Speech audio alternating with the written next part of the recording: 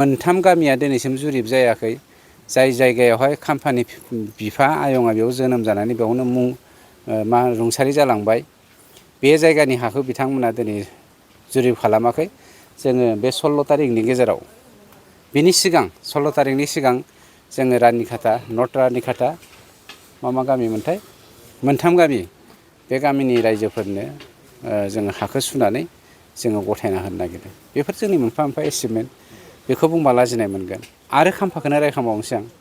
खाम्फा होन, जेम्स होन, बिथांमोना, जेम्सआथ' निसिमानि EM मोन 2008आव। खाम्फाया जादों सेकेन्ड बस BPFनि। माने बिथाङा जेब्ला कौरब पान्डबनि दावहायाव, पानिपतनि दावहायाव दावहा नांनो थांदोंमोन, अर्जुननि रौरोथोन हमग्राया सोरमोन मिथिगौ? कृष्ण नङामोन होनबा? कृष्णजों अर्जुनजों जेरै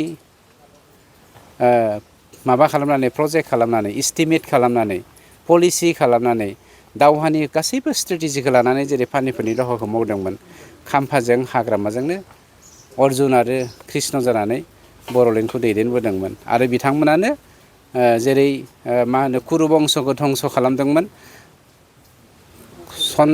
चन्दनमोनजों लोगोसे खाम्फा आरो जोंना हाग्रामाया बर' बंस'खौ धंस' खालामनो नागिरदोंमोन।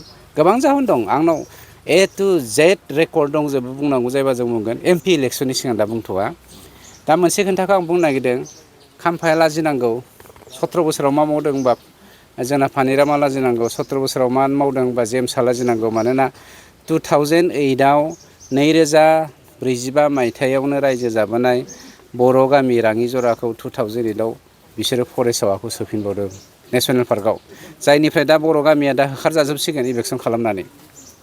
दा बेखौ बुंबा लाजियो, मानो 17 बोसोर रायखांदों होननानै। 1964 मायथाइयाव मियादि फात्ता गोनां नन-के काहितमा होननाय मोनसे हालाम, मोनसे VCDC, जेरावहाय 4000निख्रुइबो बांसिन न'खरा रायजो जागासिनो दङ। बिसोरनि हाखौ 64 मायथाइनि मियादि फात्ता हाखौनो 2008 मायथाइयाव नेसनेल पार्कआव सोदों। हाजार हाजार पइन्ट दं जोंनाव।